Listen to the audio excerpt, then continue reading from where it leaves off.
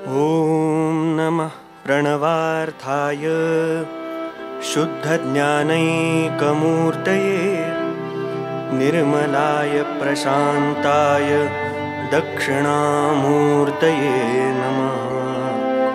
निधये सर्वविद्यानां भिषजे भवरोगिणां गुरवे सर्वलोकानां दक्षिणामूर्तये नमः।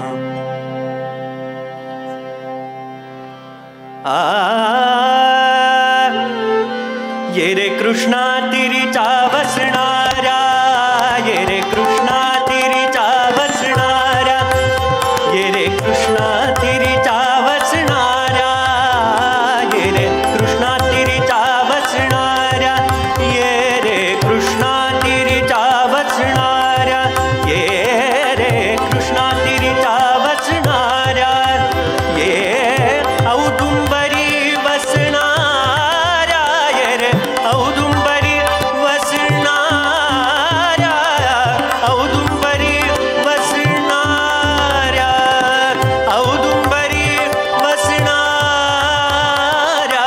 औदुंबरी वसणाऱ्या, ये रे औदुंबरी वसणाऱ्या, ये रे कृष्णा तिरीचा वसणाऱ्या, ये रे कृष्णा तिरीचा वसणाऱ्या, कृष्णा तिरीचा वसणाऱ्या।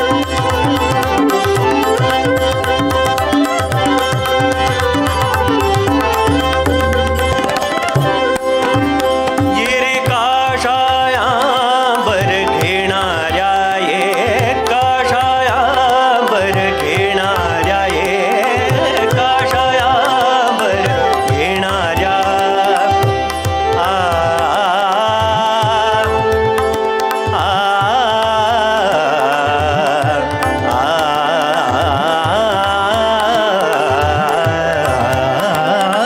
काशायांबर घेणाऱ्या, ये काशायांबर घेणाऱ्या, ये पायी पादुका घालणाऱ्या, पायी पादुका घालणाऱ्या, पायी पादुका घालणाऱ्या, पायी पादुका, ये रे पायी पादुका घालणाऱ्या, ये रे भस्मोद्धूलन करणाऱ्या, ये रे भस्मोद्धूलन करणाऱ्या,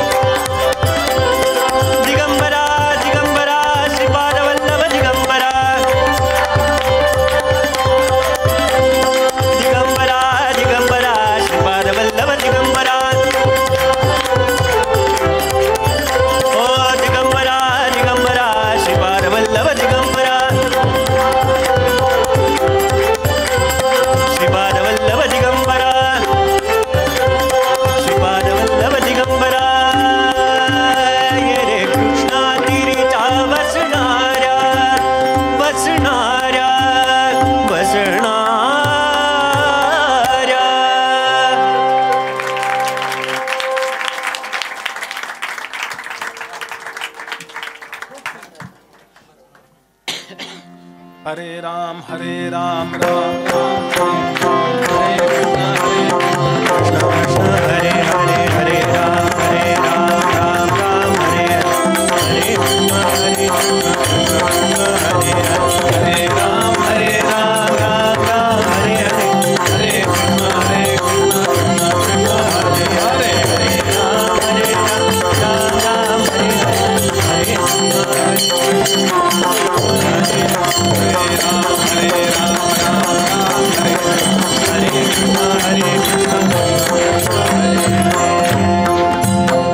जय जय रघुवीर समर्थ तुला मागतो रामदासा दयाळा विनाकारणे रे आता कृपाळा घडो भक्ती तुझी असे त्वा करावे समर्था मला पूर्ण वैराग्य द्यावे नको वासना विषयी होऊ देऊ परद्रव्य देखो निया तृण भावी असे वृत्तीमध्ये त्वासावे समर्था मला पूर्ण वैराग्य द्यावे नको काम क्रोध चांडाळ पापी नको क्रोध मदक्रूर रूपी मना कल्पने पासूनी सोडवावे समर्था मला पूर्ण वैराग्य द्यावे सदा सर्वदा शांती विरक्ती राहे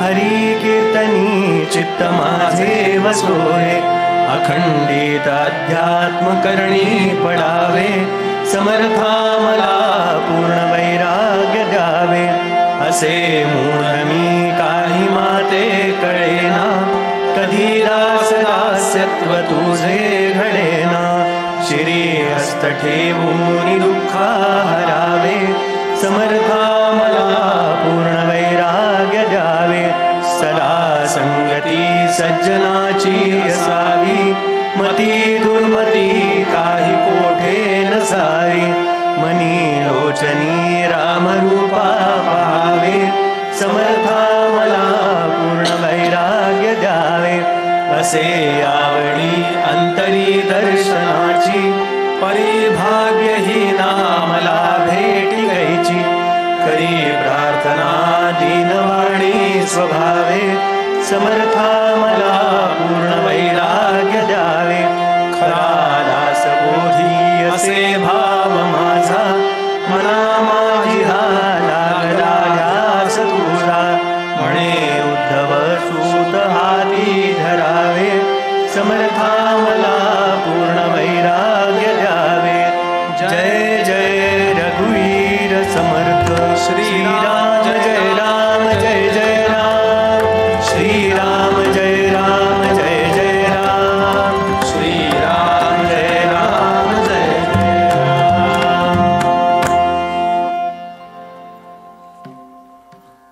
समाजामध्ये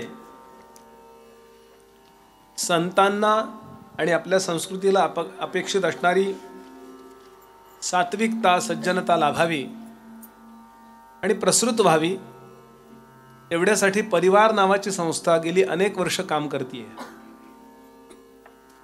इतकी लहान लहान मुलं मोठ्या लोकांना सुद्धा कंटाळा येईल असा वेदांत ऐकायला बसतात आणि एकाग्रतेनं ऐकतात. हे सगळं श्रेय कोणाचं असेल तर परिवार संस्थेचं आहे.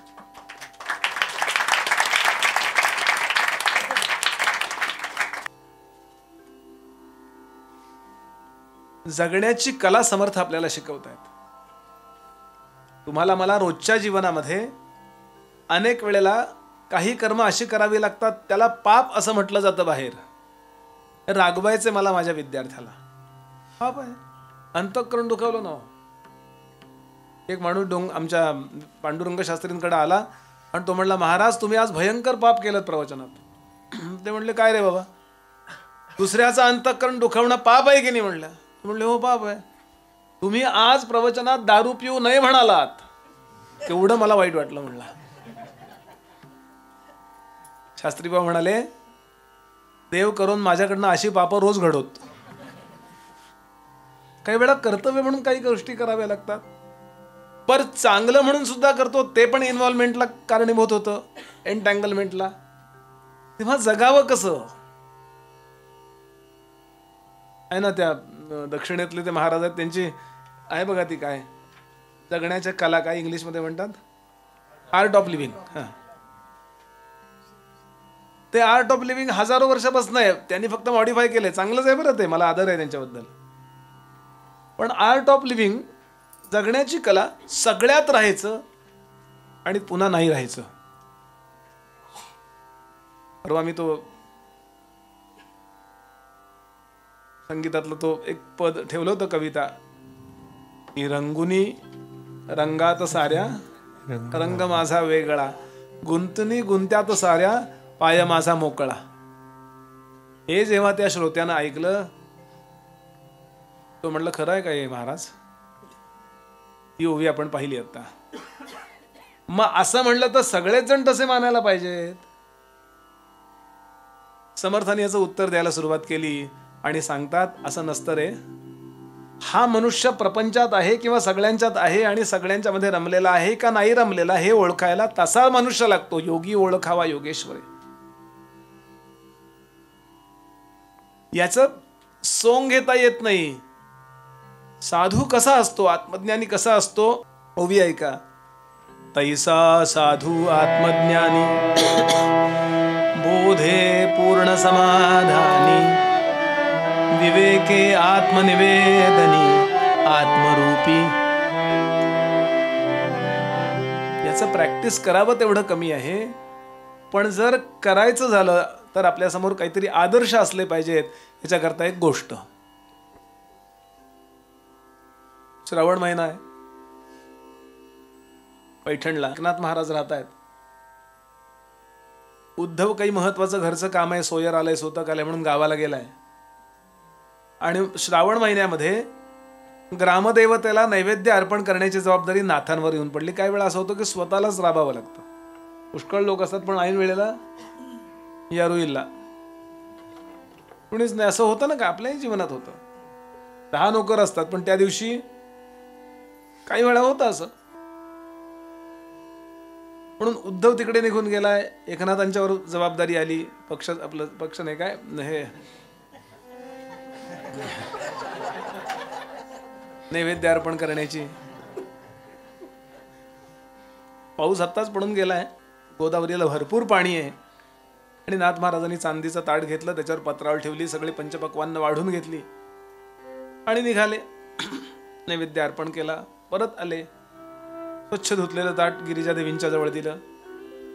गिरिजाबाईंनी पाहिलं, माशांना अर्पण केलं का? नाही. देवी जेवली. पलीकडं कसं गेलात? पाणी मध्ये गोदावरीला पाणी, मी म्हणते श्रावण महिन्यात तेव्हा पाऊस असायचा. आणि दुथडी भरून पलीकडे कसं गेला? नौका वगैरे आता नाही आहे. ते म्हणाले, मी तिला म्हणालो गोदावरीला, मी जर कडकडीत ब्रह्मचारी असेल तर मला पलीकडे जायला रस्ता दे. आणि गिरिजाबाई खुदकन हसल्या. हसलात का? नाही, हे लोकांना सांगा, मलाच सांगताय तुम्ही. हे नाथांच्या चरित्रात कथा आहे. तिला एक माहिती आहे की नाथ जर काही बोलले तर त्यामध्ये काहीतरी भेद आहे, त्यामध्ये काहीतरी वर्म आहे. तुम्हाला काही कळत नाही असं त्या काळात कधी पत्नी आपल्या पतीला, कारण पती नसायचा तसा होतो ते पण.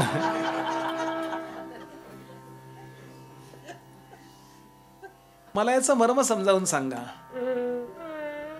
सांगेन म्हणाले. सगळ्या प्रश्नाची उत्तरं लगेच द्यायची नसतात.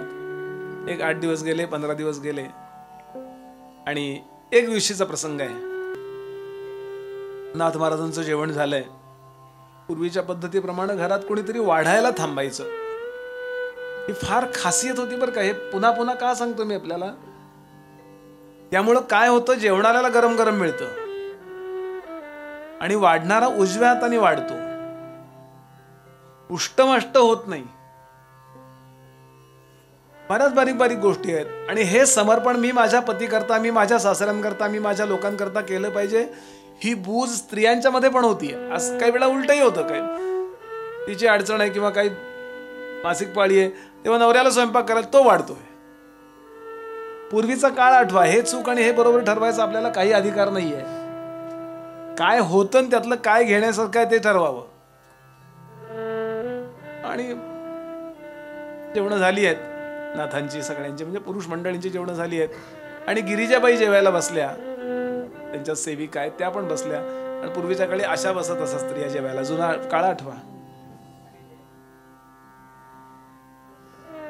आणि नाथ महाराज आता हात धुवून हात अंचवून गेले तिकडे. आणि त्यांच्या घरात तलवारी होत्या नाथांच्या. ते तलवार ढाल असते ना, 2 का असतात माहिती आहेत का? एक त्यातली स्त्री तलवार असते आणि एक पुरुष तलवार असते. बऱ्याचदा काही वेळा सेमही असतात. स्त्रियांना चालवता आली पाहिजे तलवार, अशा तलवारी असतात. आत्ताच मी नागपूरला एकांच्याकडे गेलो होतो, त्यांच्याकडे मी पाहिलंच ते, मी काढून बघितलं तलवार. ही बुवा म्हणे स्त्री तलवार, म्हणजे थोडीशी हलकी. आणि ही पुरुष तलवार. त्यांनी एकमेकात भांडण्याकरता वापरायची नाहीये.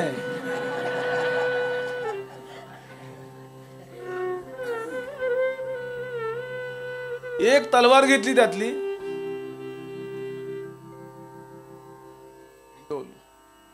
शेंडी मोकळी सोडली, कपाळाला जे कुंकू होतं ते असं फिसकटवलं आणि एकदम रागावून आले. गिरिजेजवळ आले. जेव लवकर, जेव लवकर, मारूनच टाकतो तुला, मारूनच टाकतो तुला. थरथर थरथर आणि लाल बुंद डोळे झाले. नाथ महाराज कधी जीवनात रागावले नव्हते हो. नाथांनी रागवावा म्हणून पैजा लागायच्या, रागवावा म्हणून, आणि कधी रागवायचं नाहीत ना, शांत. म्हणून शांती ब्रह्म एकनाथ अशी जोशींची कादंबरीच आहे. शांती ब्रह्म, कधी रागावणं म्हणून नाही. काही लोकांनी प्रयत्न केला रागवण्याचा, मी त्या गोष्टी सांगण्यात वेळ घालवत नाही. आता रागावले तो. आता गिरिजाबाई, हे अजून पुरणपोळी, वाढ का पुरणपोळी. कधी न रागवणारा मनुष्य रागावला की माणसं जरा कौतुकानं पाहतात ना त्याकडे, म्हणजे विशेष वाटतं ना, अप्रूप वाटतं. कधी न रागवणार घाबरतात, नेहमीच चिडचिड चिडचिड करतात ना. ते कुत्र सुद्धा अल्सेशन असं करून बघत नाही ना, ते माझ्यापेक्षा तेच जास्त भुंकत असतात. म्हणजे आपल्या रागावण्याला सुद्धा किंमत यावी वाटत असेल तर थोडंसं ते महाग करत चला. कळलं का? बघा, रागावणं सुद्धा. आणि ते काही लोक नाही का कायम टिपेलाच असतो आवाज त्यांचा, काही कुणी बघत नाही, परिणामच नाही. नाथ रागावलेले, जेव लवकर, जेव जेव. कल्पना करा डोळ्यासून, काहीतरी माझं चुकलंय. इतक्या शांती ब्रह्म एकनाथाला मी तलवार हातात, खूप चुकलं.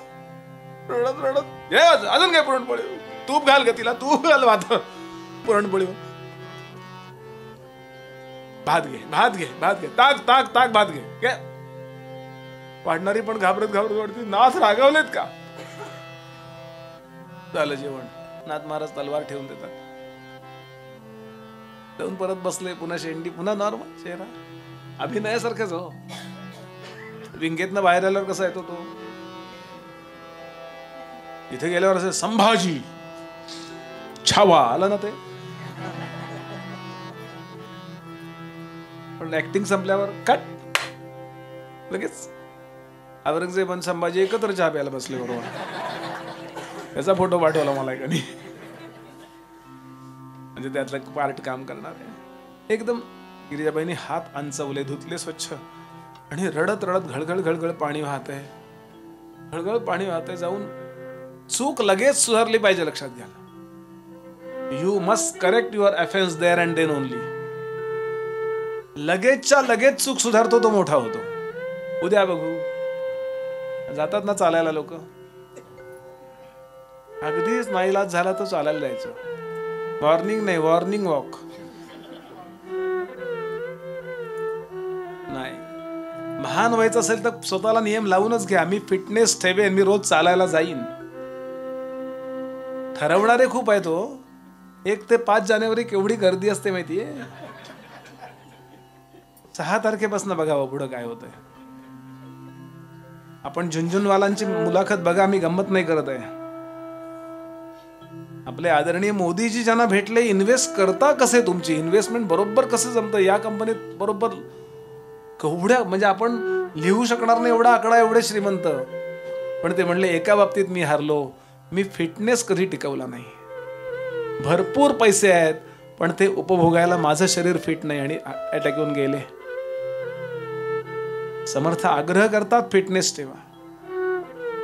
कुठलीही चूक, मी एकच नाही, गिरिजाबाई विचार करतायत माझं काय चुकलं, माझं काय चुकलं, चुकलं काय, का बरं तलवार, का बरं डोळे एवढे लाल, का बरं एवढा राग.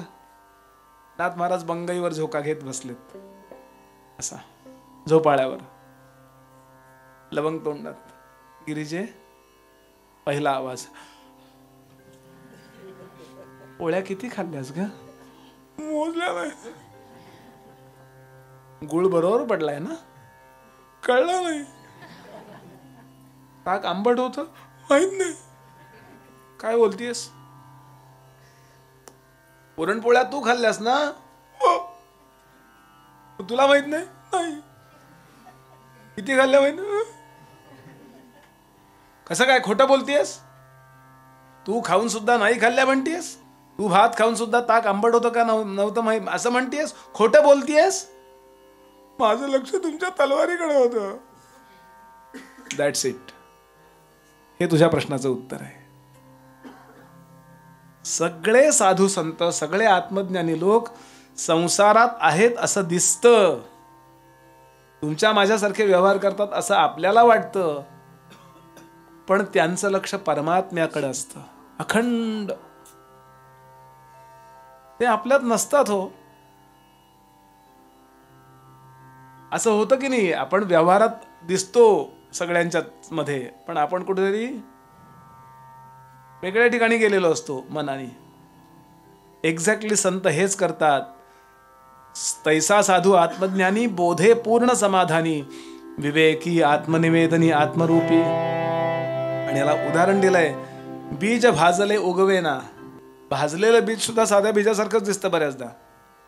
वस्त्र जळाले उकलेना, ओघ निवडिता निवडेना गंगेमध्ये. वेगळा नाला आला आणि गंगेमध्ये गेला आणि गंगारूप झाला, आता काढता येईल का. बीज भाजलं, आता ते उगवेल का. तुकोबाने हेच उदाहरण दिलंय ना. बीज भाजुनी केली लाही, बीज भाजुनी केली लाही, बीज भाजुनी केली लाही, बीज भाजुनी केली लाही, बीज भाजुनी बीज भाजुनी केली लाही, बीज बीज भाजुनी केली, बीज भाजुनी केली लाही. आम्हा जन्म जन्म जन्म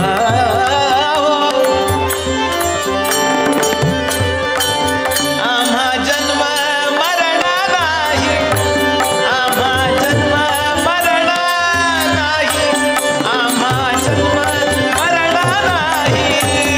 बीज भाजुनी केली लाही, बीज भाजुनी केली लाही, बीज भाजुनी केली लाही. ते ज्वारीच्या लाह्या करतो ना आपण, लाह्या पेरल्यावर ज्वारी येईल का हो. एकाने ज्वारी नाही मिळाली तर म्हणलं असू देत, लाह्या केल्यात ना त्या शेतात पेरल्या, काय येईल त्याच, येणं येईल ना. चित्तामध्ये जोपर्यंत मला अमुक मिळावं अशा वासना आहेत, कुठल्याही असोत त्या, तोपर्यंत पुन्हा पुन्हा देहधारण करावा अशी इच्छा होणार आहे. दोन शक्ती काम करतात आपल्यामध्ये, लक्षात घ्या. म्हणजे आता या मुद्द्यापुरतं बोलतोय, तशा बऱ्याच गोष्टी आहेत. एक इच्छाशक्ती असते आणि प्राणशक्ती असते. सज्जनांची इच्छाशक्ती संपवून टाकतात ते. प्राणशक्ती जोपर्यंत, आता पूर्वीचा जो देह आहे तोपर्यंत त्यांचं ते प्रारब्ध राहतं, आणि देह पडल्याबरोबर, देह पडायच्या आधीच त्यांना साक्षात्कार झालेला आहे, आणि त्याचा परिणाम नवीन काही त्यांना इच्छाशक्ती त्यांनी बंद केल्यामुळं त्यांना नवीन देह धारण करावा लागत नाही. याला म्हणतात जन्म मरणाच्या परंपरेतनं सुटका. आणि ते सहज असतं. याला उदाहरणं खूप दिली आहेत समर्थांनी.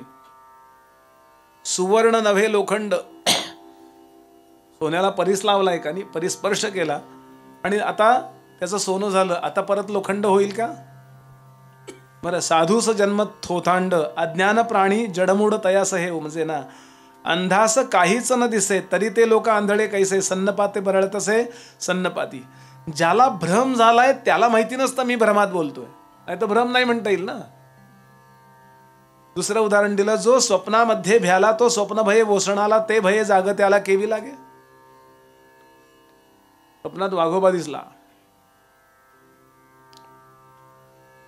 घाबरला. हो, काही वेळा होतं ना असं. अहो, घाबरला म्हणजे थरथरतात माणसं, रडतात.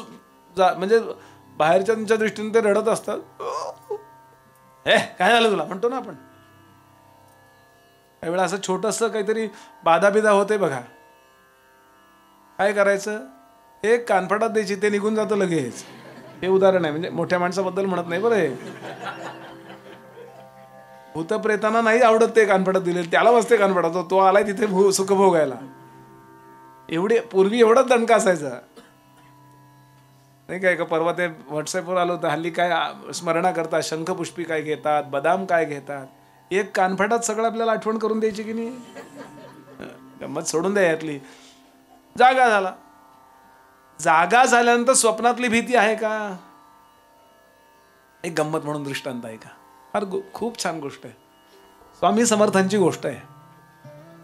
स्वामी समर्थ अक्कलकोटला असायचे, तर कुणाचंही प्रवचन कीर्तन असले की पहिल्या रांगेतले पहिले श्रोते स्वामी. आता मध्ये ती गोटी वगैरे असायची, आठवलं का त्यांचा स्वस्तिक आसन, अशी गोटी खेळण्याची. कशा करता, हे ब्रह्मांड माझ्या हातात आहे थोडक्यात. ही गोटीसारखी पृथ्वी धरलेली आहे मी, सगळे ग्रह धरलेले आहेत, म्हणून त्यांना अनंत कोटी ब्रह्मांड नायक म्हणतो. सगळेच साधू संत असे लक्षात घ्या.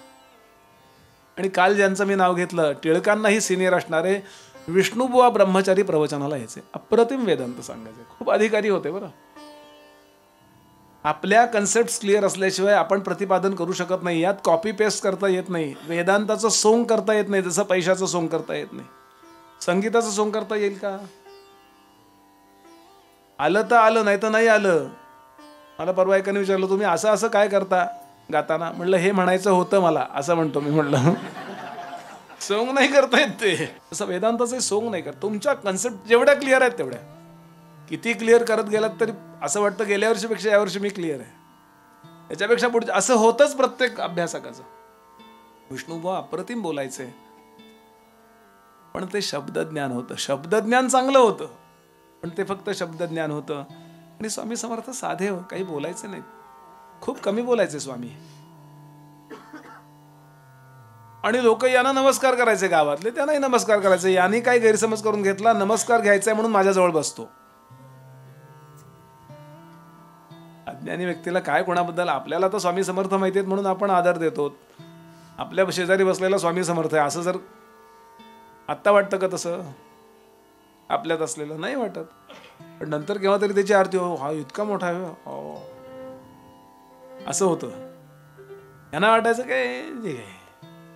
एकदा लोकांसमोर माप काढण्याकरता हे म्हणाले, स्वामी मी सांगितलं ना आता ब्रह्मज्ञानाबद्दल, सांगा बरं ब्रह्म म्हणजे काय? स्वामी काही बोलले नाही, काही बोलले नाहीत. कारण अनिर्वाच्य असणारं ते तत्व आहे, बोलता येत नाही. त्यांची अर्धोन्मिलित नेत्र असायचे नेहमी स्वामींचे. असे पूर्ण उघडे आहेत आपले डोळे बघा, इथपर्यंत पापडे आहेत, त्यांचे अशा अर्ध्या असायच्या. असं कारण समाधीतच असायचे ते. फक्त प्रोटोकॉल म्हणून ते कीर्तनाला प्रवचनाला बसायचे, लोकांना आदर्श राहावा म्हणून. मी सुद्धा बसतोय, तुम्ही बसा, यातच कल्याण आहे. परिपक्व सिद्ध सुद्धा कथेला जाऊन बसतो का? सामान्यांनी बसावं म्हणून.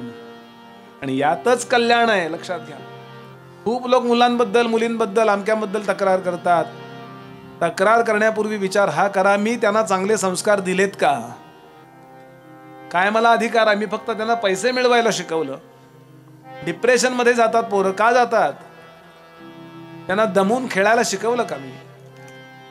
त्यांना कधी ज्ञानोबांच्या पालखीसमोर नेलं का? असू देत गर्दी, कर पालखीला नमस्कार, कर त्या पादुकांना नमस्कार, बस कीर्तनाला. आपण या सगळ्या गोष्टी खेडवळ वगैरे मानतो. काय गंमत आहे समाजाची. सकाळच्या वेळेला कुत्र्याची साखळी घेऊन पळायला जाणारा कुत्र्याच्या कामाकरता तो पुढारलेला, आणि सकाळच्या वेळेला माळ घेऊन बसलेला पुरसटलेला. ठीक आहे, ते तुम्ही करा, नाही असं नाही, पण विश्वाला निर्माण करणारं जे तत्व आहे ना, ते फार लांबचा विचार झाला. एखाद्या अवताराचं नाम घ्या, हा सोपा, हरिमुखे म्हणा, हरिमुखे म्हणा, आणि बी स्ट्रॉंग अबाउट दॅट. खूप स्ट्रॉंगली विचार करा, हेच खरं आहे. नाही तर ज्ञानोबांनी कशाला सांगितलं असतं.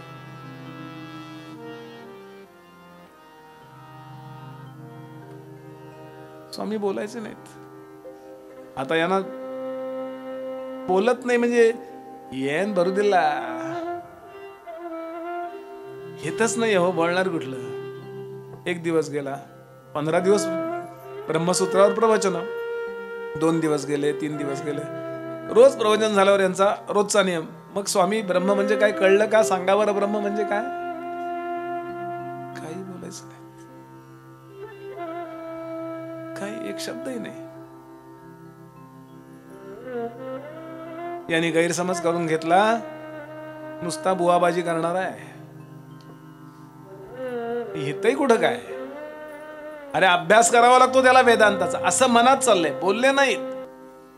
इगो 3 प्रकारचे सांगितलेत ना, बिलो इगो,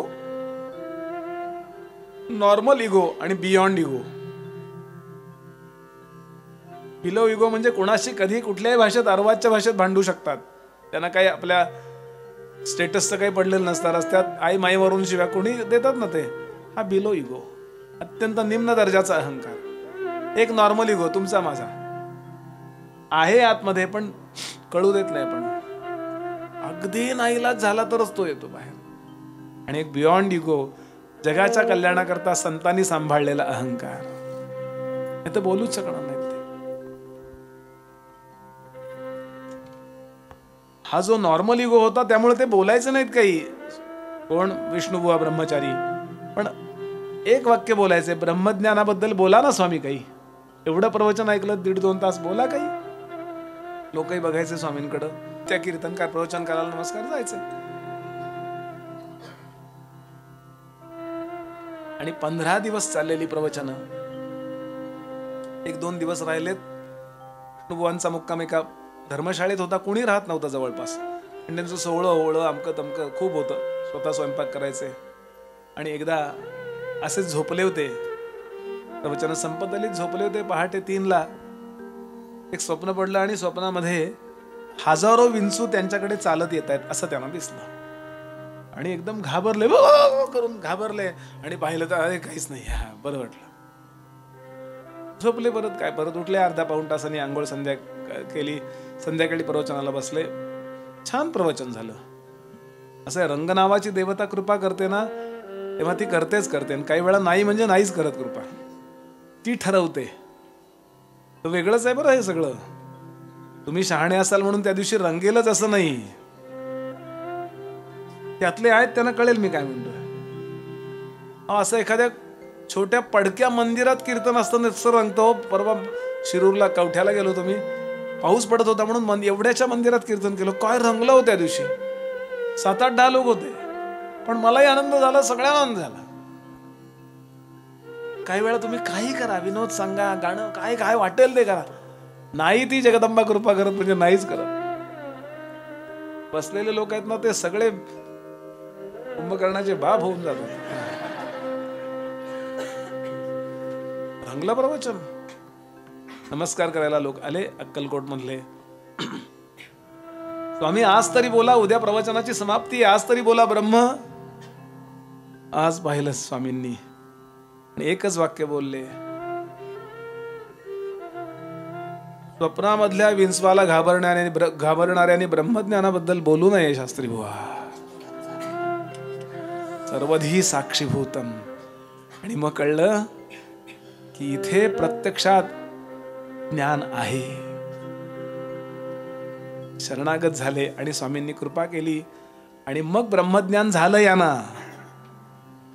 समर्थ ते सांगतात, जो स्वप्नामध्ये भ्याला तो स्वप्न भये वोसणाला, ते भये जागत्याला केवी लागे. म्हणून विश्व स्वप्नपद काय शोक करीसी वेड्या स्वप्नीच्या फळांचा.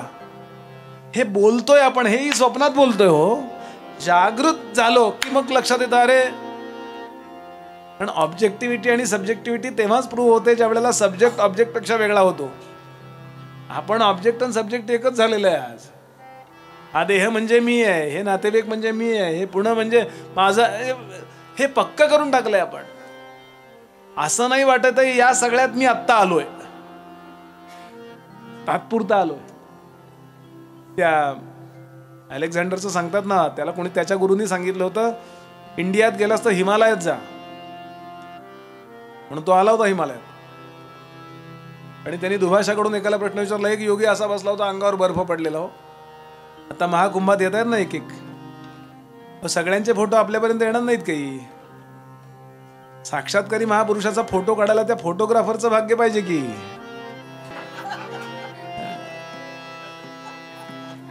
साक्षात्कारी महापुरुषाचा फोटो सुद्धा यावा का न यावा ते ठरवू शकतो तो. फोटॉन्स आहेत ना, फोटो म्हणजे काय होतो, फोटॉन असे रिबाउंड होऊन परत येतात ना, आणि त्याचा फोटो निघतो ना. पास होऊ शकतात त्याच्यातनं. या डोळ्यांना दिसतात पण त्यातनं आलेले किरण जे आहेत ना, ओपेक होतच नाही, ते पास होतात.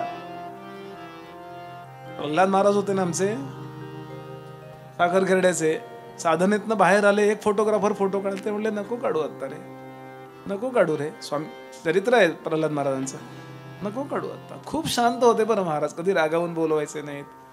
गोळवलकर गुरुजी भेटायला गेले त्यांना, काय महापुरुष आहे, नागपूरला हॉस्पिटलला असताना. शांत, नको काढू रे. पण नको म्हणलं की आगाऊपणा, ते शांतपणाचा पण. टेंबे स्वामी असते तर कानफाटात वाजवली असती आणि पुन्हा आंघोळ केली असती, सोहळ्यात होतो म्हणून. मला हे समर्थ बिवर्थ कुबडी. प्रल्हाद महाराज गोंदवले का हे साधे हो, नको काढू म्हणलं तरी काढला. वर्णन आहे, फोटो आलाच नाही. कशासाठी बोलतोय मी हे सगळं, दृष्टांत देतोय मी आपल्या समोर.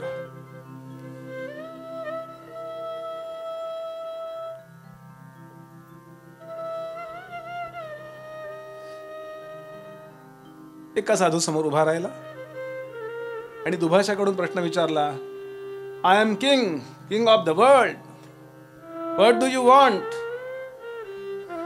हिमालयात आलाय तो अलेक्झांडर. असे आडवा पडला होता तो महापुरुष, बर्फ बिर्फ पडलाय, ऊन पडलंय. पुन्हा पुन्हा विचारला प्रश्न, काय पाहिजे, काय पाहिजे तुम्हाला, मी राजा आहे जगाचा. बघितलंच नाही. बऱ्याच वेळानं त्यांनी आग्रह केल्यावर सांगितलं, बाजूला हो, ऊन येतंय, ते आड उभा राहू नकोस घोड्यावरून, बाजूला हो, ऊन अडवू नकोस, ऊन दे माझं मला परत. इम्प्रेस झाला, काही नको. आम्हाला जर मुख्यमंत्र्यांचा फोन आला, बुवा तुम्ही कीर्तनकार म्हणून एक अर्ज भरून द्या, तुम्हाला काहीतरी चालू करतो, पेन्शन बिन्शन, लगेच कामं टाकून आम्ही लिहित बसू की नाही, काही नको. त्यानं प्रश्न विचारला की where is your furniture, where is your furniture. तुमचं साहित्य ठेवायची जागा, कारण एकटे होते हो, अंगावर कपडा नाही, नुसते असे बॅग नाही, छोटीशी तरी पाऊच पाहिजे की नाही. 2 तासाच्या प्रवचनाला जाताना माणसं केवढ्या बॅगा घेऊन जातात. ही गरम पाण्याची बाटली, ही गार पाण्याची बाटली, ही शुगर कमी झाली तर बाटली, ही अमक्याची बाटली. 2 तासाच्या प्रवचनाला केवढा व्याप असतो. आणि यानं आयुष्यात काही नाही. Where is your furniture. साधूनी त्याला प्रश्न विचारला, व्हेअर इज युअर फर्निचर, तुझं फर्निचर कुठे, नुसता घोड्यावर आलाय. तो म्हणला, आय एम पॅसेंजर, मी नुसता इथं प्रवासी म्हणून आलो इथे. त्यांनी सांगितलं, आय एम ऑल्सो पॅसेंजर. आपण तात्पुरते आलोय पृथ्वीवर. समर्थ म्हणाले, अरे तू समर्थाचे, श्रीमंताचे लेकरू, त्या परमात्म्याचे अंश आहोत. अभिमाने घेतला संसारू, अभिमान टाकीता पहिलं पारू पावसील बापा. आत्ता फक्त तात्पुरते आपण इथं आहोत, लक्षात घ्या. या देहामध्ये आहोत आणि या देहाच्या रूपाने जगात आहोत. समर्थ सांगतात, एकदा हे कळलं की माणसाला या जगातल्या सगळ्या गोष्टींचा अवास्तव जो प्रभाव आहे तो बंद होतो आणि त्यावेळेला करून आकरता हे पॉसिबल होतं, शक्य होतं. पुढचं उदाहरण दिलंय, मुळी सर्पाकार देखील. मुळी होती, काही काही वेळा मुळ्या उघड्या पडतात ना, आणि वाटलं लांबनं साप आहे. मुळी सर्पाकार देखिली, एक भ्याला एके ओळखिली. एक जण घाबरला, एके ओळखिली. दोघांची अवस्था लेखिली सारखीच कैची. काय समर्थांच्या उभ्या आहेत. हाती धरिता ही डसेना, हे एकास भासेना, तरी ती त्याची कल्पना तयासीच बाधी. हातामध्ये जरी ती मुळी घेतली तरी चावणार नाहीये हे कुणाला माहिती आहे. मुळी आहे, त्याला मुळी आहे असं कळलंय त्याला, आणि ज्याला साप आहे त्याला वाटतं अरे घाबरतो ना तो. प्लसिबो इफेक्ट म्हणतात हो याला. नाथांच्या भागवतात एक दृष्टांत आहे. दोन मित्र प्रवासाला निघाले होते. आता दुपारची वेळ आली, त्यांनी ते काय भाकरी पिठलं काय आणलं होतं झुणका तो खाल्ला, झोप यायला लागली दोघांना. प्रवासात होते, पूर्वी चालत प्रवास, जंगलात ना प्रवास, आंब्याचं झाड बीड होतं. जरा त्यातल्या त्यात त्यांनी हे करून घेतलं, पाला बिला टाकला आणि दोघेही झोपले, घोरायला लागले. दुपारच्या झोपेचा वेगळा आनंद असतो, त्याकरता इथेच जन्माला यावं लागतं. गंमत सोडून द्या, असं काही नाही, जगात सगळे लोक असो. मध्यंतरी न्यूझीलंडच्या एका मोठ्या सायंटिस्टनं शोधून काढलं, दुपारी जर अर्धा तास विश्रांती घेतली तर हार्ट अटॅकचा शक्यता 50-60% कमी होते, कारण रिलॅक्स होतं हार्ट तेव्हा. म्हटलं आमच्या पुणेकरांनी किती वर्षापूर्वी शोधून काढलंय हे. तरुणांनी झोपू नका बरं, लहान मुलांनी नाही. 50 ओलांडल्या त्यांच्याकरता आहे. झोपले. जण कुशीवर वळला, इतक्यात बरोबर त्याच्या पाठीला बरोबर काहीतरी जोरात चावलो. तो आय आय आय आय करत उठला. हाही उठला. महाभयंकर काळा डोंग्या नाग होता एवढा. तो सळकन पळाला. हा मागं बघेपर्यंत नाही, त्याला दिसला नाही नाग, पण यानं ओळखलं.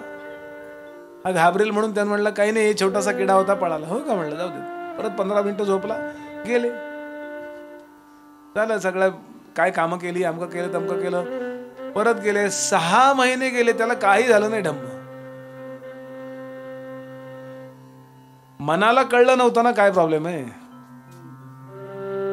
आणि 6 महिन्यानंतर यानं त्याला सांगितलं, आठवते का तुला दादा, त्या दिवशी आपण गेलो होतो, तो महाभयंकर काळा डोंग्या नाग होता, 10चा आकडा होता. हो का म्हणला, आणि मग मेला म्हणे तो. नाथांनी उदाहरण दिलंय, या संसाराला तुम्ही खोटं माना की संसारातल्या सुखदुःखांचा परिणाम बंद होतो. आणि आपल्याला अनुभव नाही, मला अनुभव आहे, मी बोलतोय. विश्वास सद्गुरूंच्या वचनावर ठेवा, ते म्हणतायत म्हणून.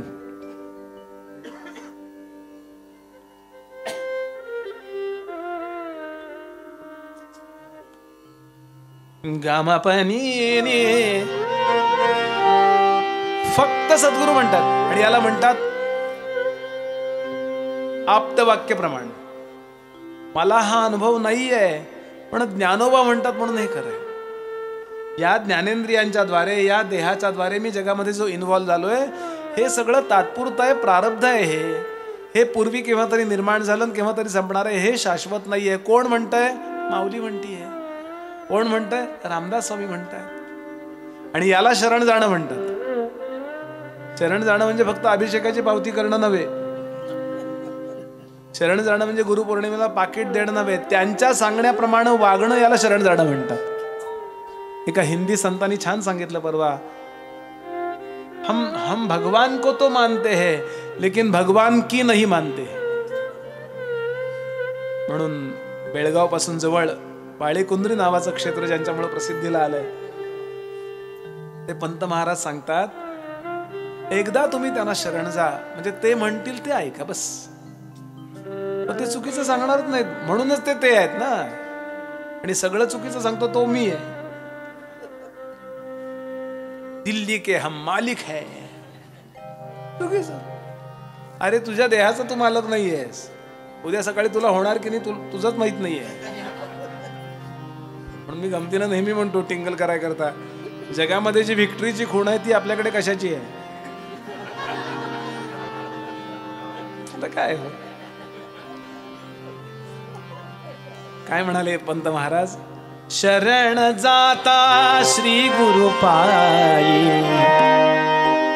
शरण जाता श्री गुरु पायी, जन्म मरण उरले नाही, जन्म मरण उरले नाही, जन्म मरण उरले नाही, जन्म मरण उरले नाही, जन्म मरण उरले नाही.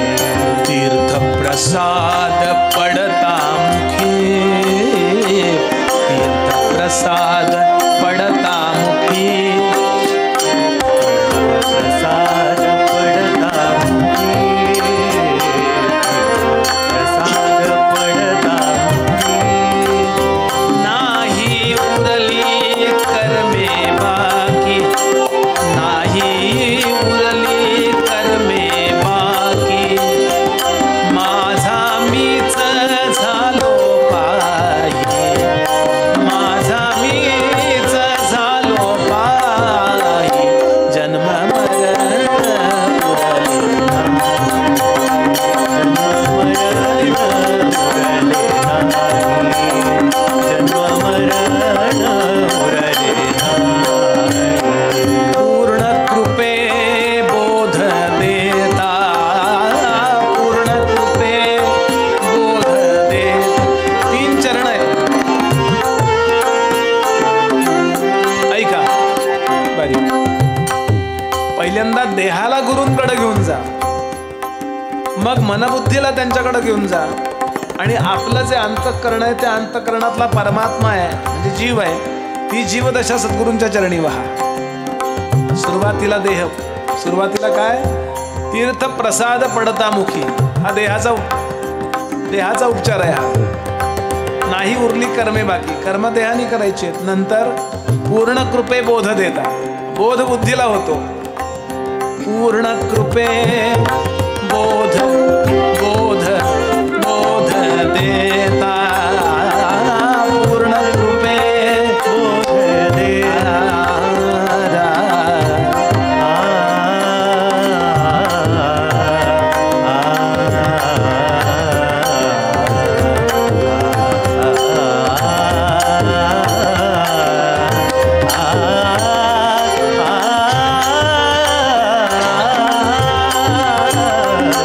पूर्ण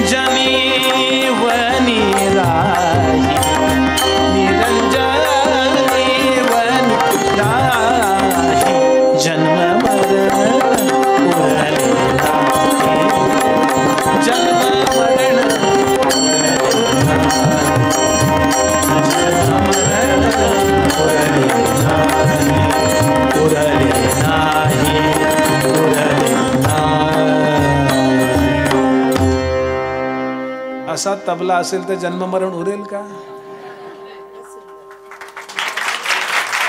सगळ्याच कलाकारांकरता अतिशय उत्तम व्हायोलिन, ऑर्गन तर काय, सगळ्यात वयोवृद्ध ज्ञानवृद्ध किती लोकांना ऐकलंय, किती लोकांचं ऐकलं असेल ना. म्हणजे आमच्या गमतीनं बोलतो, तुझंच काय तुझ्या बापाचं वाजवलंय, एवढा अधिकार सगळ्यांचा आहे. आई मुलगा छान तयार होतोय, सगळ्यांना धन्यवाद देतो. पंत महाराज सांगतात, जोपर्यंत अनुभव येत नाही तोपर्यंत गुरुवाक्यावर विश्वास ठेवा. गुरुवाक्यावर विश्वास ठेवल्यावर अनुभवापर्यंत जातो. श्रद्धेने मला नाही माहिती, पण ते सांगतात. आपण एक्स मानतो म्हणजे काय हो, अमुक अमुक कंसामध्ये वरती 2 अमुक अमुक इज इक्वल टू एक्स. म्हणजे काय, गणित सुटेपर्यंत ते गणित सोडवत राहायचं, यालाच साधना म्हणतो ना. ज्या अर्थी वेद म्हणतायत, ज्या अर्थी वेदव्यास म्हणतायत, ज्या अर्थी सगळे संत म्हणतायत, त्यांच्या दर्शनाला जाणं म्हणजे त्यांच्या मेखला घालणं हार घालणं नाही हो. तुम्ही त्यांना काय मेखला घालताय? विश्व ज्याच्यातून निर्माण झालं ते सद्गुरू आहेत. किंवा तरी आचार्यांची परापूजा वाचून बघा. ते म्हणाले पूर्णस्यावाहनं कुत्र. जो पूर्ण आहे त्याचं आवाहन कसं शक्य आहे? 16 उपचार सांगितलेत त्यांनी. पूर्ण आवाहन म्हणजे इकडे ये रे जरा, आवाहन म्हणजे इकडं नाही आहे तिकडे त्याला म्हणू शकतो. जो इकडे आहे तिकडेही आहे त्याला कोण आवाहन करणार? सर्वाधारस्य चासनम, सगळ्याचा आधार आहे, त्याला कुठलं आसन देणार? आसन बसणाऱ्यापेक्षा मोठं लागतं ना, नाहीतर प्रॉब्लेम येतो. खुर्चीत बसलं जरा एक मजबूत काम. खुर्ची कासव खुर्ची होती, थोड्या वेळाने असं खाली असे चारी पाय असे झाले. मुद्दा काय की त्याला कुठलं आपण आसन देणार? परापूजा केव्हा तरी वाचून बघा. आचार्यांनी लिहिलेली परापूजा टाका, येईल तुम्हाला. गुगलवर हल्ली इतकं सोपं झालंय माहितीये का, गुरु गणेश आणि लक्ष्मी एकत्र म्हणून गुगल.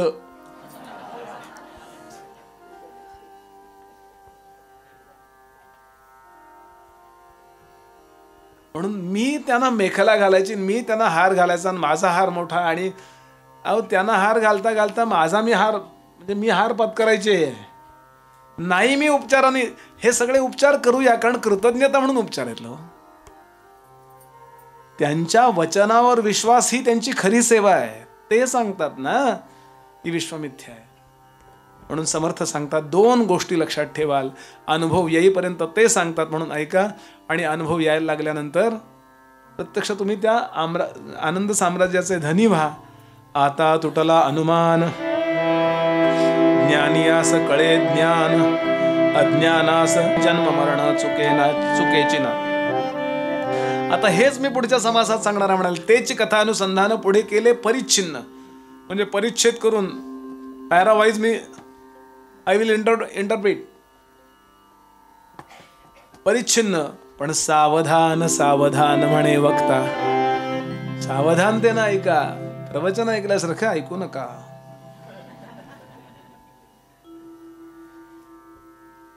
कशा करता?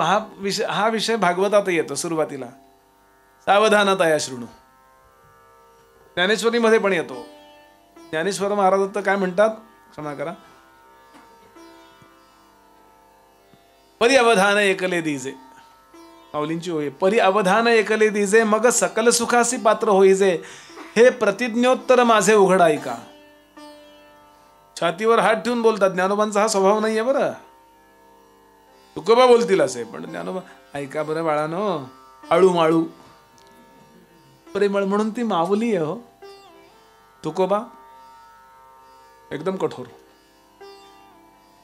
तुकोबांचे वचन एक एक ऐकायला लागलं ना की बापाची काठी, म्हणजे समजावून सांगणे आईकडे असतं. बाळा अभ्यास केला, तुला छान लाडू करून दे ना, शेंगदाण्याचा कुटाचा गुळाचा लाडू करून देते, अभ्यास करशील तासभर. बापाची भाषा ही नसते. नापास झालं तर कार्ट्यात तंगड म्हणून होता दिन. हे तुकोबांचे अभंग असत, कठोर आहेत हो, समर्थ कठोर आहेत. सांगायचा भाव असा की माऊली म्हणाली परी अवधान एकले धीजे, फक्त लक्ष द्या, मग सकल सुखासी पात्र. सगळी सुख तुमच्या घरी वळगती लोळतील. कुठलं यातलं सुख घेऊया, हे घेऊया का हे घेऊया, इतकं पण सावधानतेनं ऐका. माऊली म्हणाली, समर्थ म्हणाले, भागवत म्हणाले, इथे सावधान सावधान म्हणे वक्ता. आता बोलायला आरंभ होतो. थोडं भजन करूया आणि हा समाज बघून थांबूया.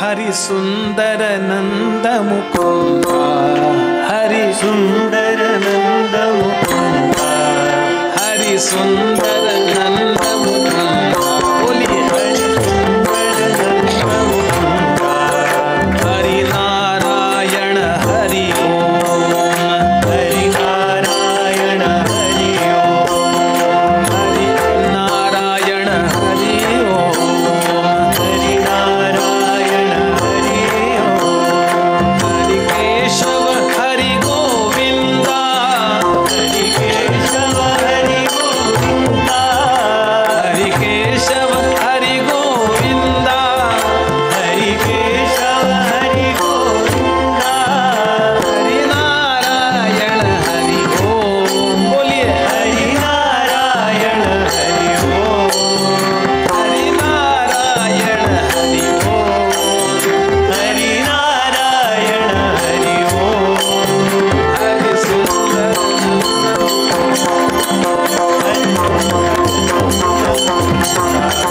हरि सुंदर हरि हरि नारायण हरि हरि नारायण हरि ओम, हरि नारायण हरि ओम, हरि नारायण हरि ओम, वनमाली मुरलीधारी, बोलो वनमाली मुरलीधारी, वनमाली मुरलीधारी, वनमाली मुरलीधारी, गोवर्धन गिरिवरधारी, गोवर्धन गिरिवरधारी, गोवर्धन गिरिवरधारी, गोवर्धन गिरिवरधारी, नित नित कर माखन चोरी, नित नित कर माखन चोरी, नित नित कर माखन चोरी, नित नित कर माखन चोरी, हरि नारायण हरि ओम, हरि नारायण हरि नारायण हरि ओम, हरि नारायण हरि हरि सुंदर नंद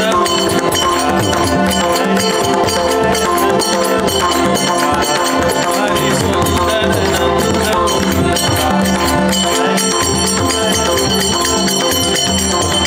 हरि नारायण हरि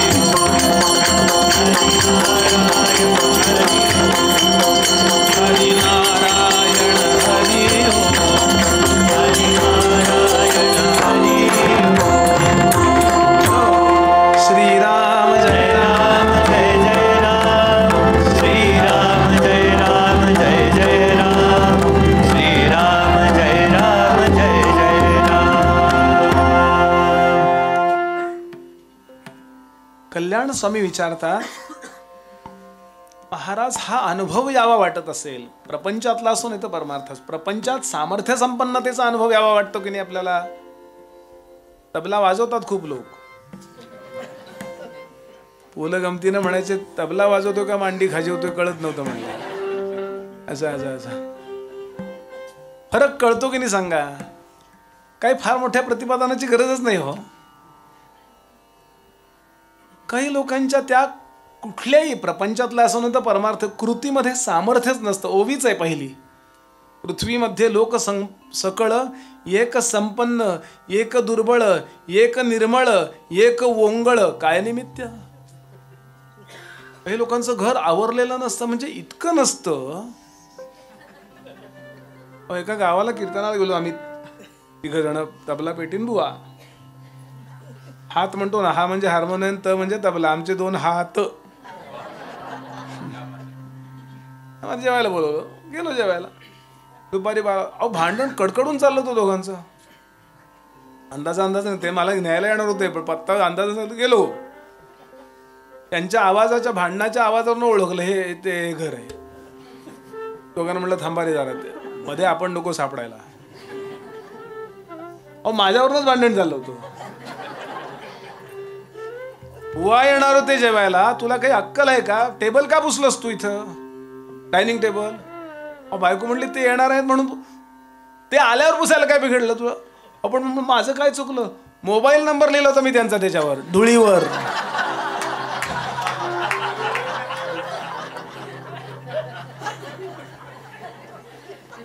समर्थ म्हणाले हाय असं का होतं? बर केवळ कर्माने असतात नाही, काही वेळा चांगलं कर्म असून पण अनलकी असतात. का असं का? कल्याण विचारतोय असं का होतं? कित्येक राजे नांदती, कित्येक दरिद्र भोगती, कित्येकांची उत्तम स्थिती, कित्येक अधमोद्धम. आपला महापुरुष गेला होता 3 दिवस अमेरिकेत बघा. हे बात है. अहो चालायला लागला तरी सिंह वाटतो की नाही? आपलं चालणं असेल, आपलं बोलणं असेल, आपली कॉन्फिडन्स लेवल असेल, आपल्याला यश असेल, अपयश आलं तरी अपयश पचवण्याची ताकद असेल. कसं असतं म्हणले हे? कल्याण विचारतो ऐसे काय निमित्त झाले हे माझं पाहिजे निरूपिले, याचे उत्तर ऐकेले पाहिजे श्रुती.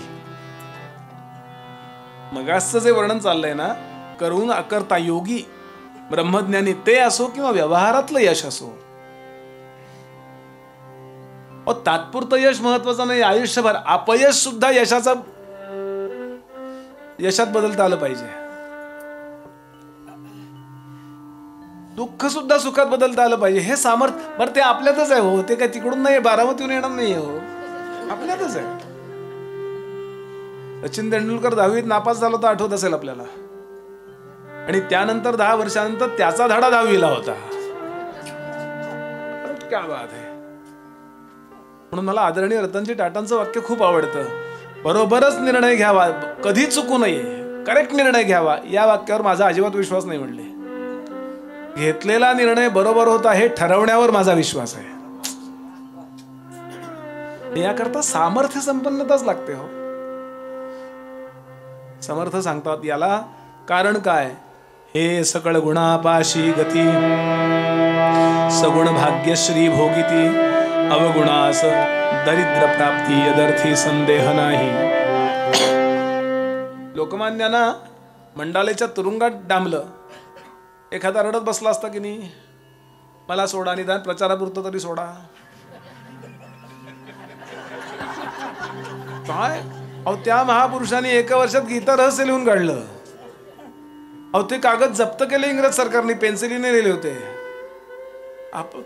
2 कविता आपल्या कोणी जप्त केल्या तर काय होईल आपलं? लोकमान्य म्हणाले कागदावरचं जप्त कराल, इथलं कसं कराल? पुन्हा लिहून काढलं. आपत्तीचं इष्टापत्तीमध्ये रूपांतर करून घेण्याचं सामर्थ्य आपल्यातच आहे, समर्थ म्हणाले. म्हणून आपल्यामध्ये ते सद्गुण आले आहेत. आणि याकरता एक महत्वाचा सद्गुण सांगतात, कुठली गोष्ट नेटकेपणानं आणि नेमकेपणानं करायची असेल तर ज्ञान प्राप्त करून घ्या. एक उदाहरण सांगतो मी आपल्याला. आपण कलाकार आहात, समजा आता या काही व्हायोलिन वाजवताय किंवा हा पेटी वाजवतोय. तुम्ही सतरंजा घालत घालत किंवा आपल्या गुरुजींकडं या वाद्यांची तयारी करत करत करत मोठे झाले असाल ना, तर प्रत्येक पावलाला कॉन्फिडन्स असेल की नाही?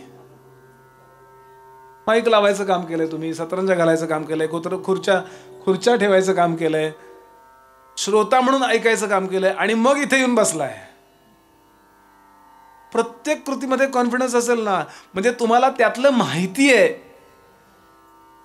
त्या गोष्टीतली माहिती आपला कॉन्फिडन्स वाढवते. समर्थ काय प्रॅक्टिकल असतील. जाणता तो कार्य करी, नेणता काहीच न करी, जाणता तो पोट भरी, नेणता भीक मागे. माझे गुरुजी मला ज्यांनी इतिहास शिकवला, त्यांचे एकदा प्रवचन ठरवायला आले लोक. महाराज आम्हाला तुमचे प्रवचन ठेवायचे, मी तुम्हाला परवडणारा बुवा नाही, पहिलं वाक्य. असं कसं म्हणता? मी खूप बिदागी घेणारा मनुष्य आहे. बिदागी घेत नव्हते बरं, ते त्यांची परीक्षा घेतली त्यांनी. सांगायचं कारण काय? हा अहंकार नव्हता.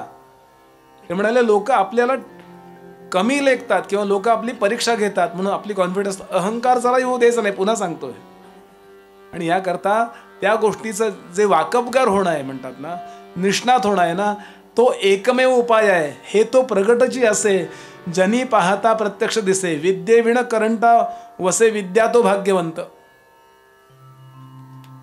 विद्या म्हणजे स्पेशलायझेशन. आणि ते एक म्हणले तुम्ही का नाही आला? तुम्ही म्हणले आमच्या वडिलांनी सांगितलं विद्या करता जावं. विद्या आली नव्हती म्हणले काल कॉलेजला, म्हणून मी पण नाही आलो. गंमत सोडून द्या. विद्या नाही, बुद्धी नाही, विवेक नाही, साक्षेप नाही, कुशलता नाही, व्याप नाही, म्हणून प्राणी करंटा. काय समर्थांचं एवढ्या लिहून ठेवा तशा आहे तो. विद्या नाही, विद्या शिकावी ही बुद्धी नाही, योग्य निर्णय घ्यावा विवेक नाही, साक्षेप म्हणजे प्रॅक्टिकल असावं ते नाही, कुठल्याही गोष्टीमध्ये वाकबगार कुशलता कुशल असणं ते नाही, व्याप नाही, खूप कष्ट करावे लागतात हो, म्हणून प्राणी करंटा.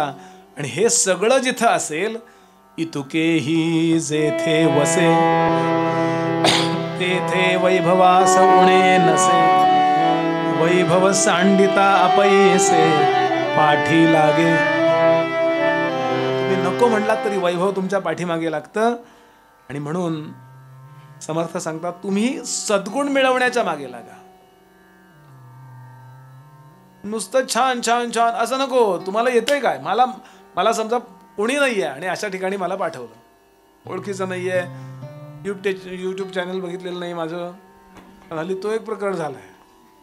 कुठं गेलं की बुवा तुम्ही प्रवचन करता, युट्यूबवर तुमचे प्रवचन पाहिलं, एक सेल्फी. म्हटलं माझी अवस्था तर मोठ्या लोकांची काय अवस्था होत असेल नाही का? कुठेही गावोगावी गेलं की होतं. असा कोणी ओळखीचा नाही आहे. तिथे गेल्यानंतर सुद्धा मी काय करू शकतो? एक गंमत म्हणून हे सांगतो. विनोबा राहायचे पवनारला. त्यांच्याकडे एक प्राचार्य आले, एका मोठ्या कॉलेजचे प्रिन्सिपॉल होते.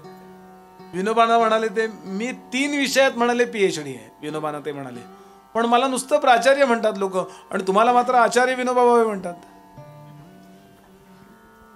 विनोबा म्हणाले तुम्हाला बागकाम करता येतं? त्या विटा अशा लावायच्या असतात ते येतं? कुठल्या प्लॅन्ट नंतर कुठला प्लॅन्ट लावावा, किती अंतर ठेवा माहिती आहे? त्याचं आळं कसं करावं माहिती आहे? टायरचं पंक्चर काढता येतं? नुसतं टेबलावर बसून त्यात सही करायला येते तुम्हाला म्हणले. प्रत्यक्षात ग्राउंड लेवलला उतरल्यावर मला काय येतं याच्यावर माझी किंमत ठरते. समर्थ सांगतात की म्हणून हे सगळं जास्तीत जास्त म्हणजे सगळं आलं पाहिजे. म्हणजे तुम्ही म्हणाल बाबा तुम्हाला मला विमान चालवता येतं, पण समजा नाही येतं, विमान चालवता येतं का? आम्ही गमतीनं नेहमी सांगतो विमान चालवलेला मी बुवा आहे, तुम्ही फक्त मागे बसता, मी कॉकपीटमध्ये बसलेला बुवा आहे म्हणलं. म्हणजे सगळ्यांना सगळं येतं. म्हणजे तुम्ही म्हणाल उद्या टेक ऑफ करा, असं जमेल? मला पुण्यात गाडी चालवतो मी. सगळं सगळ्यांना येतं असं मुद्दा नाही आहे. मी हे विनोदानं बोललो बरं. सगळं सगळ्यांना येतं, पण मला माझा उपयोग काय? मला समजा उद्या काही ओळखत नाही, अशा ठिकाणी मी गेलो, मला काय येतं? समर्थ सांगतात हे सगळं मला आलं पाहिजे. जैसी विद्या तैसी हाव, जैसा व्याप तैसे वैभव, तोला सारिखा हाव भाव लोक करीती.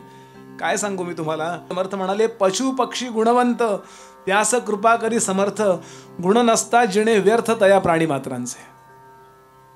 आपण छान प्रकारचे प्राणी सांभाळतो, काहीतरी त्यांचा उपयोग आहे म्हणून सांभाळतो ना.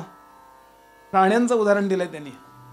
पुढे सांगतात समर्थ या कारणे उत्तम गुण, तेची भाग्याचे लक्षण, लक्षणे विण अवलक्षण सहजची झाले. म्हणून त्यातलं ज्ञान, त्यातली निष्णातता मिळवण्याचा प्रयत्न करा. जनामध्ये जो जाणता त्यास आहे मान्यता, कोणी एक विद्या असता महत्व पावे. मला आपण का नीतू माणकेनं मानत होतो बोला ना? कारण तो ब्लेडनी छोटासा जो काप घ्यायचा ना, ब्लड वेगळं द्यावं लागायचं नाही म्हणतात. त्यांचं पुस्तक वाचलं असेल, पण त्यांना येतंय ना ते. आम्हाला जर ऑपरेशनला बसवलं तर 2 इंच काय 4 इंच काय फाडा, नाही ते फाडतोच आहे. अरे मरून जातील लोक. पुष्कळ लोक असतात ना, पण त्यातले स्पेशलायझेशन ज्यांनी केलंय त्यांचा विचार करावा. अहो कालिदासाचा विचार करा. काल कालिदास कसा होता आणि आज कसा होता? सन्मान कशाचा आहे? आपल्याला माहितीये कालिदासाचं लग्न झालं ते फसवून झालं. गुराखी होता तो, एका राज्याचा प्रधान होता. त्या प्रधानाची इच्छा होती माझ्या मुलाशी राजाच्या मुलीचं लग्न व्हावं. राजानं अपमान केला. आपल्या लायकीप्रमाणे तरी बोल की म्हणला, म्हणजे टोचून बोलला तो. ते प्रधानाला आवडलं नाही. नाही जमणार असं म्हणलं तर काही प्रॉब्लेम नव्हता. लायकी काढली, चांगला मुलगा शोधा याच्याकरता. मग त्यांनी ठरवलंच असं आता या मुलीचं वाटोळच करीन मी राजाच्या, असं ठरवलं त्यांनी. म्हणून कधी वाईट बोलू नये बरं. आणि म्हणून त्या माणसानं, तो प्रधान होता, तो फिरत फिरत अशा ठिकाणी गेला. एक तारणा मान चांगला तेजस्वी मुलगा, अगदी चांगला दिसणारा गोरापान, शेंड्याकडे बसून फांदी तोडत होता. शेख चिल्ली. हा म्हणला करेक्ट आहे, मला तपशील वाढवायचा नाहीये. युक्ती प्रयुक्तीनं त्याला आणलं. बाबा रे असं आहे असं आहे, करशील का तू काम? तो म्हणला पण ही म्हशी कोण राखणार सगळ्या? तो म्हणला मी करतो व्यवस्था. आणि 15 दिवस महिनाभर त्याला ट्रेनिंग दिलं. आणि हा राजा आहे मोठा, असं खोटं आणि दिसायला चांगला होता तोंडावळ. आणि लग्न लावलं, लग्न लागलं. आणि आता ते पहिली सुहागरात वगैरे काय म्हणतात ना, त्याच्याकरता तो गेला पुढे. आणि ती दुधाची भांड घेऊन, ते असतं ना पिक्चर मध्ये दाखवतात, मग ती जिन्यावर दूध घेऊन येते, तशी ती आली बायको. आणि त्यानं पाहिलं बापरे, मोठीच्या मोठी सेज होती हो, असं मोठंच्या मोठं बेड, त्याच्यावरती चांगल्या रुईच्या कापसाची गादी, त्याच्यावरती चांगला पलंगपोस, त्याच्यावरती जाई जुईची फुलं असं लावलेली. आता तो होता गुराखी. म्हणलं काय जागा वाया घालवली, या 4 म्हशी बसल्या असत्या म्हणलं एवढ्या. तो त्यातलाच होता. आणि त्यानं इकडे तिकडे पाहिलं, कुठून त्याला घोंगडी मिळाली, घोंगडी टाकली, मस्त झोपला कोपऱ्यात एका. कारण तेच काम करणार होता तो माणूस. आपल्याला ऐकीप्रमाणेच वागतो तसा तो तिथे. आणि झोपला, घोरायला लागला. आणि बायको आली, न पाहिलं, तो तिथे झोपलेला पाहिला आणि कळलं. शार्प होती, बुद्धिमान होती. तिला कळलं आपली फसवणूक झाली. फार बोलली नाही, तिने तलवार काढली अशी त्याला इथून उडी मारून चालता हो. आणि निघाला तो. अपमान झाला तेवढं कळणारा होता. आणि गावातल्या जगदंबेच्या मंदिर, गावाच्या बाहेर असणाऱ्या जगदंबेच्या महाकालीच्या मंदिरात गेला.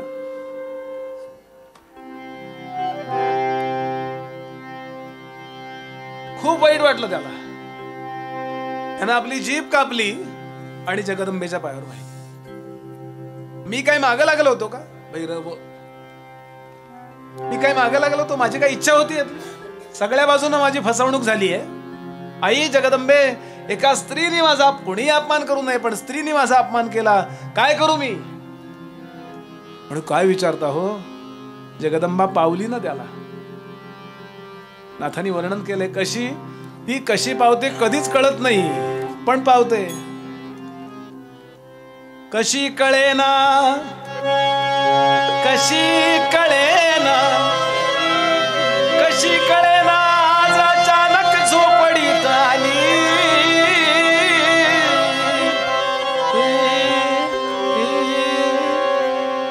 नवसाला पावली नाही माझी, नवसाला पावली हो, नवसाला पावली गाई माझी, नवसाला पावली हो, नवसाला पावली गाई माझी, नवसाला पावली. लाल रवीचा मळवट भरला, लाल रवीचा मळवट भरला, सोन केशरी शालू सर, लाल रवीचा मळवट भरला, सोन केशरी शालू सर. नक्षत्रांच्या कवड्या गुंफुनी माळ गळा घातली, नक्षत्रांच्या कवड्या गुंफुनी माळ घातली. नवसाला नवसाला पावली गाई माझी, नवसाला पावली, नवसाला पावली गाई माझी.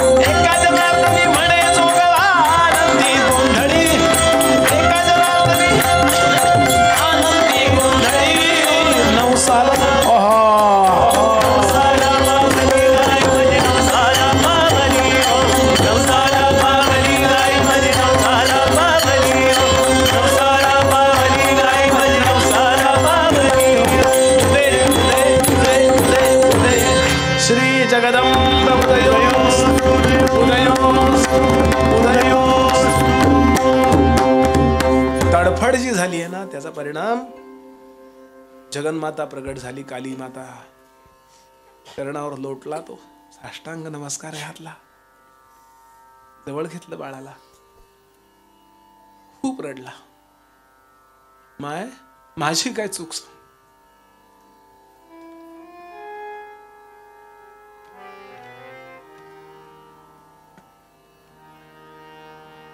कल्याण पाहिजे तुला, तू त्या मागचा विचार करू नकोस.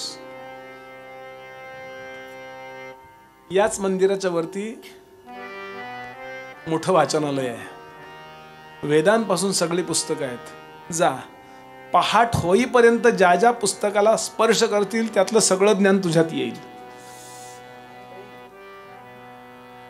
ठीक आहे आई, पण तुझी कृपा मला अखंड. आजपासून मी तुझा दास आहे, कालिदास. आणि एक एक गोष्टीनं असा स्पर्श करत गेला. आणि किती मोठे आहेत कालिदास माहितीये. एकदा केव्हा तरी कवी संमेलन भरलं होतं आणि सरस्वती माता प्रगट झाली होती अशा रूपात प्रत्यक्ष. तेव्हा सगळ्या कवींनी विचारलं, श्रेष्ठ कवी कोण आहे? तेव्हा सरस्वती माता म्हणाली, मला आवडणारा सगळ्यात श्रेष्ठ कवी दंडी आहे. कवीर दंडीही कवीर दंडीही कवीर दंडीही न संशया. कालिदास रागावले, हो, मी कोण आहे? त्वमेव साक्षात अहम. काय कालिदास असतील? कशामुळं? विद्यार्थ्यांनी विचार करायला पाहिजे. कशामुळं? त्यांना जे येतंय त्याच्यामुळं. तुमच्याकडे मोबाईल किती लाखाचा याचा संबंध नाही हो. तुमचे इंस्टाग्रामवर फॉलोअर्स किती आहेत, काही उपयोग नाही त्याचा. Facebook friends.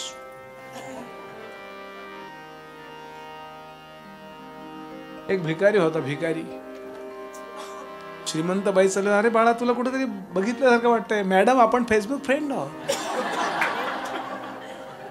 कशाबरोबर वाहतोय आपण? समर्थ सांगतात, नाही, प्रपंच अथवा परमार्थ जाणता तोची समर्थ, नेणता जाणीचे व्यर्थ निष्कारण. म्हणून जाण पण मिळवा, म्हणजे ज्ञान मिळवा त्या विषयातलं. आत्मज्ञान हा नंतरचा भाग आहे. ज्या विषयात तुम्ही आहात त्या विषयातलं तुम्हाला ज्ञान आहे का? आणि नाही यायचं कारण तुमच्याकडे इफिशियन्सी नाही आहे, मुद्दा नाही आहे, तुम्ही आळशात आहे. किंमत कशाची हो? माझा इन्स्ट्रुमेंट मेकॅनिकचा डिप्लोमा झाला पूर्ण. आमचे सर होते कुलकर्णी सर म्हणून सातारला.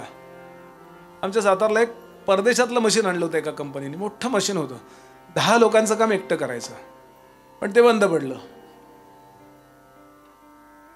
त्यांचे इंजिनियर्स प्रयत्न करतात, ते चालूच होईना हो. आमचे सर फार प्रयोगशील होते, कुलकर्णी सर आहेत अजून ते.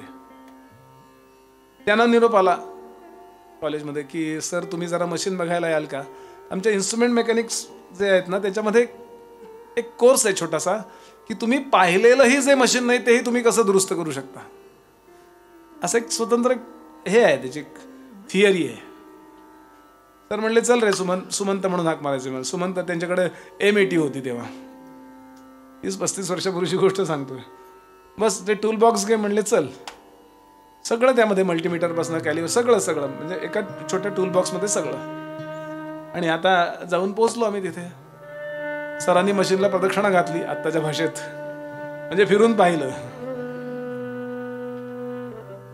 त्याच माहिती वाचली ती लिहिलेली. खडक खडक त्याचं ते असं असतं, ते त्याचा जो स्विच असतो तो, ते सगळं करून पाहिलं. ते म्हणले तुम्ही सगळे इंजिनियर्स, तो मालक उभा, 10 मिनिटात मशीन सुरू होईल. मग तो खुशच झाला. 4-5 दिवसात त्याचं लाखो रुपयाचं नुकसान झालं होतं मशीन बंद पडल्यामुळं, कारण प्रोडक्शनच बंद पडलं ना. आणि काही नाही, सरांनी सांगितलं अमुक अमुक मला वस्तू द्या. आधी मल्टीमीटर घेतला, चेकिंग केलं कुठं किती व्होल्टेज आहे काय आहे. आणि ते म्हणले आज शिर, उजवी बाजू उघड. मोठं मशीन होतं असं. हा, आणि ये बाहेर आता तू. मी छोटा होतो म्हणून मला. आणि आतमध्ये ते फक्त असे झोपले. एक मोठा हातोडा घेतला, हॅमर दे म्हणले, आणि एका विविक्षित ठिकाणी त्यांनी ठक ठक ठक असं 3दा मारलं. आणि बाहेर आले, सुरू झालं मशीन. सर किती पैसे झाले? 1000 रुपये त्यावेळेला, म्हणजे आता 10,000 रुपये असं समजा. सर हे 2-3 ठोके मारण्याचे 10,000 रुपये नाही, त्याचे फक्त 5 रुपये. पण ते कुठं कसं मारायचं याच्या ज्ञानाकरता 995 रुपये. म्हणून समर्थ सांगतात ही गोष्ट फार महत्वाची आहे. आपुले स्वहित न कळे जना, तेणे भोगिती यातना, ज्ञान निर्णता अज्ञान अधोगती. माया ब्रह्म जीव शिव सार असार भावा भाव, जाटिल्या वेळ म्हणजे जाणल्याशिवाय होते वाव जन्म मरण. कोण करता निश्चयेसी. आता वेदांताकडे आले ते. कोण या जगाचा करता? बद्ध मोक्ष तो कोणासी, ऐसे जाणता प्राणियासी सुटका घडे. जाणीजे देव निर्गुण, जाणीजे मी तो कोण, जाणीजे अनन्य लक्षण म्हणीजे मुक्त. आणि अप्रतिम ओवी मला हे दासबोधातलं महावाक्य वाटतं, जी महावाक्य म्हणून ज्या ओव्या मला वाटतात. मध्यमात भैरवी. न जाणता कोटीवरी, न जाणता कोटीवरी, साधने केली परोपरी, तरी तो मोक्षास अधिकारी होणार नाही. जाणून घ्या, थोडंसं साधन सुद्धा आपल्याला वाकबगार व्हायला कारणीभूत ठरतं. आणि ते थोडंसं नेमकं नेटकं साधन सांगतात, त्यांना गुरु असं म्हणतात.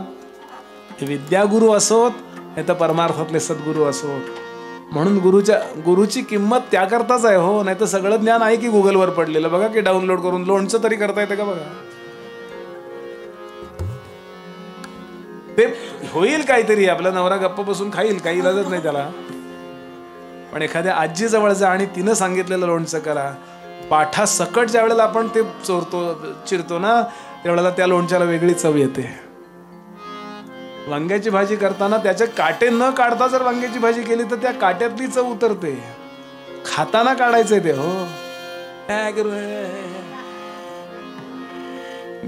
कशाला बोलताय थोडं विनोदाने. तुमची वांग्याची भाजी असो नाही तर परमार्थ असो, दोन्ही गुरु किंवा सद्गुरूंकडं जाऊनच ते समजावून घ्यावं. समर्थ सांगतात म्हणून जाणणे नव्हे सामान्य. या गोष्टीला कमी समजू नका. प्रत्येक गोष्टीत वाकबगार होण्याचा प्रयत्न करा. काही करा तुम्ही, समर्थ सांगतात, पण त्यात स्पेशलायझेशन मिळवा. मी ही गोष्ट खूप, आणि याला फक्त मन लावून ती गोष्ट करा एवढंच साधन आहे हो. आणि गुरुचं ऐका. म्हणून जाणणे नव्हे सामान्य, जाणता होईजे सर्वमान्य, काहीच नेणता अमान्य सर्वत्र करीती. किती सूक्ष्मात गेले समर्थ. आणि ज्याचा परमार्थ नीट नसतो, प्रपंच नीट नसतो, त्याचा परमार्थही नीट नसतो. आणि म्हणून समर्थ आता धोके सांगतायत. न जाणता जर आपण राजकारण केलं तरी कसे धोके होतात. न जाणता आपण याचा विचार आपण उद्या करूया. उद्या सकाळी 9ला कथा आहे. 9, 9:15, 9:30च्या दरम्यान, मॅक्झिमम 9:30च्या दरम्यान कथा. 9लाच या, कारण आधी स्तोत्रबित्र व्हायला 15-20 मिनिटं लागतातच. 9:30ला कथा सुरू होईल. 12:30 पर्यंत कथा समारोपित होईल. आणि 12:30ला सगळ्यांना मी उपवासच केलाय आजपासून. असो श्रोते हो, अवघड असेल, मध्यम असेल, साधा असेल, पण जो काही विषय प्रतिपादित झाला तो आपण सगळ्यांनी ऐकून घेतला. याबद्दल खूप खूप मनापासून धन्यवाद देतो मी आपल्याला. आपली इथली उपस्थिती ही मला अभ्यासाला प्रवृत्त करणारी आहे. श्रोते हो, अत्यंत सकारात्मकतेने भरलेला हा परिवार आहे. एरवी मला सगळं कुठं गेलो तर त्यांचा उत्साह आधी वाढवावा लागतो. अरे हे ऐका, फार महत्वाचं आहे. मग कुठं त्यांचे चेहरे जरा असे होतात बऱ्याच ठिकाणी.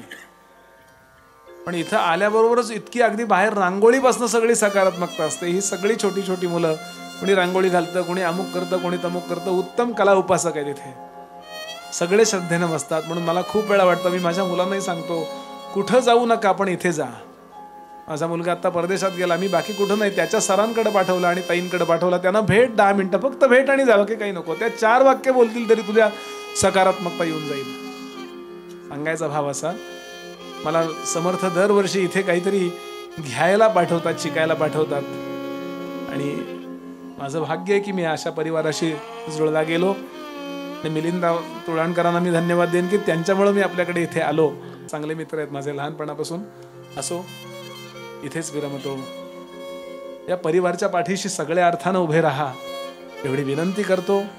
या परिवारमध्ये आपल्या मुलांना, नातवंडांना मुद्दाम, आणि यात काही स्वार्थ नाही आमचा, माझाही नाही त्यांचाही नाही, चांगल्या प्रकारे या जगामध्ये प्रसृत व्हावी ही ज्ञानाची व्यवस्था एवढी असली तर तळमळ आहे. या दृष्टीने आपण सगळे एकत्र जमूया आणि चांगलं कार्य करूया. आता पिलू असा दासबोध लिहिणारे समर्थ समाधी रूपानं सध्या कुठे आहेत? सज्जनगडावर आहेत. 2 दिवसांनी मला तिथे जायचंय, तिथेही कीर्तन करायचंय, समाधी समोर कीर्तन करायचंय. 2-4 कीर्तन आहेत. इथेच थांबतो आणि आपण त्या सह्याद्रीगिरीचा तो श्लोक म्हणूया.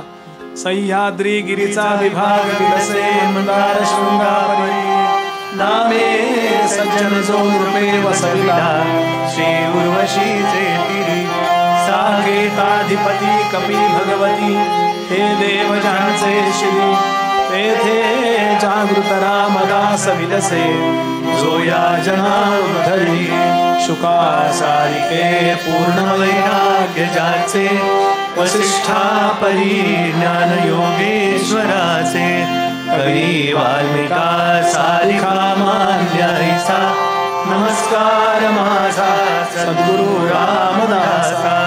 जय जय.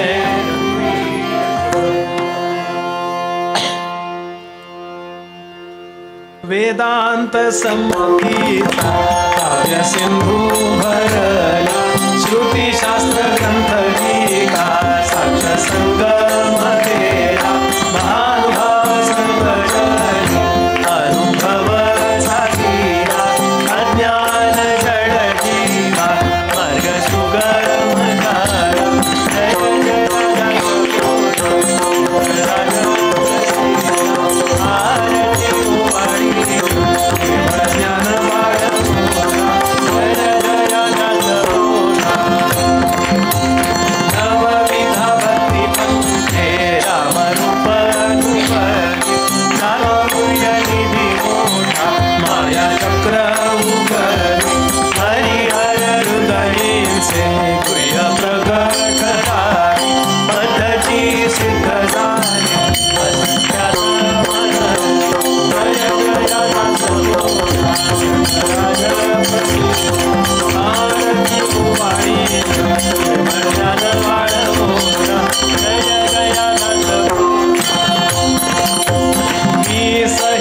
शकींचा अनुभव जो पाय, नित्य नेमी विवरिता, स्वयंब्रह्माची होय, अपार पुण्य गाठी, तरी श्रवण राही, कल्याण लेखकाचे